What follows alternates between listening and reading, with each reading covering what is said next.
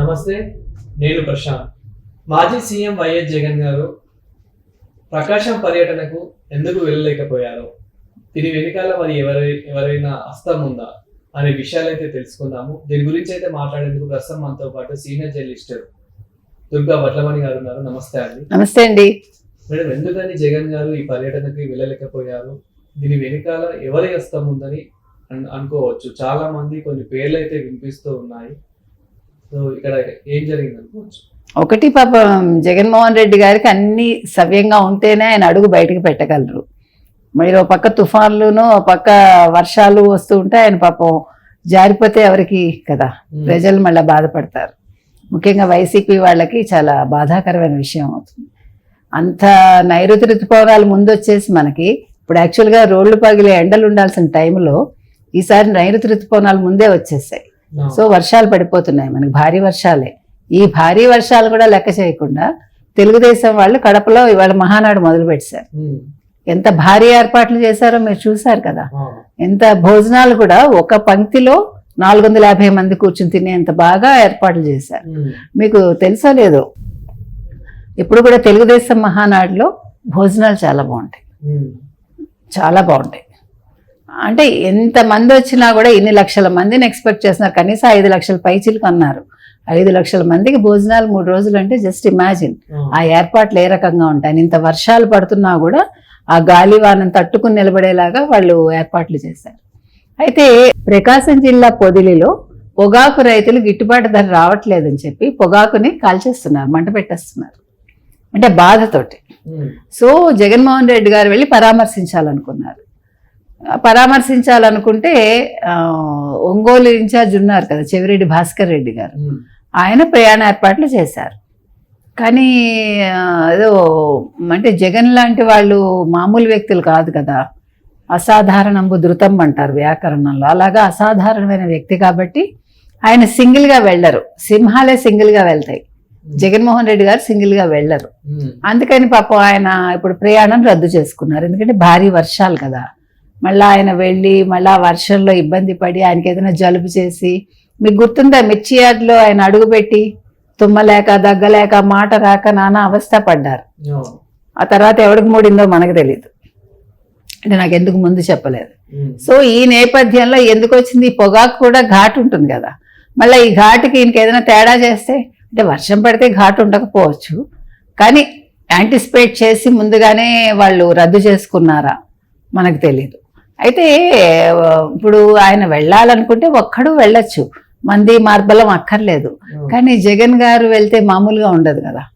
ఇప్పుడు ప్లకార్డ్స్ పట్టుకుని కొందరు సీఎం సీఎం అని అరుస్తూ, కొందరు జగన్ సీఎం అని అరవాలి, జగన్ జగన్ జై జగన్ అంటూ ఇంకెవరో అరవాలి, ప్లకార్డ్స్ పట్టుకోవాలి.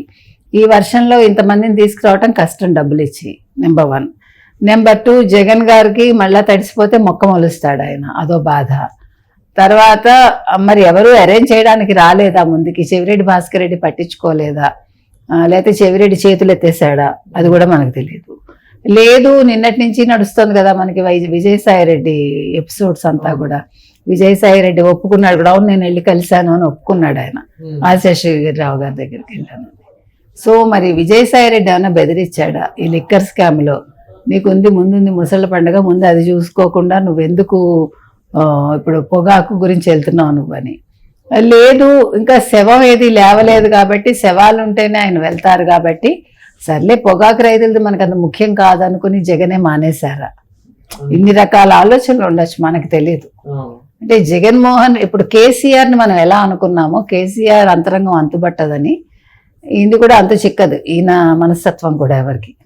ఇప్పుడు ఏం ఆలోచిస్తాడో. ఇప్పుడు ఇంతవరకు మీరు కనుక గమనించుకుంటే గత ఏడాది కాలంగా ఆల్మోస్ట్, రేపు జూన్ 12కి ఈ కూటమి ప్రభుత్వం వచ్చి ఏడాది అవుతుంది కదా, ఈ ఏడాదిలో ఆయన ఎన్ని క్యాన్సిలేషన్స్ చేసుకున్నారు, ఎన్నిసార్లు నియోజకవర్గాల పర్యటన రద్దు చేసుకున్నాడు ఆయన, ఎన్నిసార్లు ఎన్ని మానుకున్నాడు ఆయన. అంటే జగన్మోహన్ రెడ్డి మాటల మనిషే గాని చేతల మనిషి కాదు అనేది మీకు ప్రతిసారి ప్రూవ్ అవుతుంది, అవునా?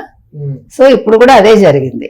ఇవాళ జగన్మోహన్ రెడ్డి పొగాకు రైతుల పరామర్శకు వెళ్ళలేదంటే దానివల్ల ఆయనకి రావాల్సినంత పేరు రాదనుకున్నారో, దానివల్ల పబ్లిసిటీ పెద్దగా ఏమీ ఉండదు మనకి. ఎందుకంటే ఇప్పుడు ప్రజల దృష్టి అంతా కూడా మహానాడు మీద ఉంది. వాళ్ళంతా అందులో మీకు ఇంకొక ముఖ్యమైన విషయం ఏంటంటే, తెలుగుదేశం మహానాడు అంటే ఒక పుష్కర కాలమే ఎన్టీ రామారావు గారి ఆధ్వర్యంలో పార్టీ ఉంది. కానీ అప్పుడు కూడా చంద్రబాబు నాయుడు గారు కూడా ఉన్నారు, ఇంకా పెద్ద మనుషులందరూ ఉన్నారు. గత 30 ఏళ్లుగా ఒంటి చేత్తో చంద్రబాబు నాయుడు గారే నడుపుతున్నారు మహానాడు. ఈసారి లోకేష్ కూడా తోడయ్యారు. ఇప్పుడు లోకేష్ మాట మీదే కడపలో పెట్టడం జరిగింది. అంటే కడపని ఇవాళ మహానాడు ద్వారా తెలుగుదేశం కైవసం చేసుకుంది. ఎందుకంటే గతంలో మీకు 2004, 2009, 2014లో ఒక్క సీటుకే పరిమితమైంది తెలుగుదేశం. తర్వాత 2019లో తుడిచిపెట్టుకుపోయింది. కానీ 2024లో తెలుగుదేశానికి 5, జనసేనకు 1, బీజేపీకి 1 సీట్లు వచ్చాయి మనకు తెలుసు. సో ఈ రోజు వాళ్ళు పట్టు సాధిస్తున్నారు అక్కడ. అంటే కడప జగన్మోహన్ రెడ్డి అడ్డా కాదు, కడప రాజశేఖర రెడ్డి కుటుంబ అడ్డా కాదు, ఇది తెలుగుదేశం అడ్డా. ఇక్కడ తెలుగుదేశం జెండా 2029 ఎన్నికల్లో పూర్తి స్థాయిలో రెపరెపలాడుతుంది అని చెప్పదలుచుకుని ఇవాళ కడప మొత్తం పసుపుమయం అయిపోయింది.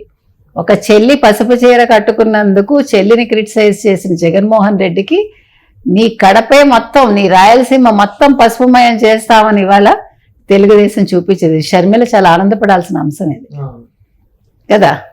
అంటే ఒక మాట ఇవాళ ఒక ప్రాంతం మొత్తం ఆ పార్టీ అధీనంలోకి ఆల్మోస్ట్ వచ్చేసినట్టే. ఇది జగన్మోహన్ రెడ్డి తప్పిదం. జగన్మోహన్ రెడ్డి గత ఏడాది కాలంలో తన నియోజకవర్గంలో తన అవసరాలకి తప్ప మామూలుగా ఎప్పుడూ అడుగు పెట్టలేదు.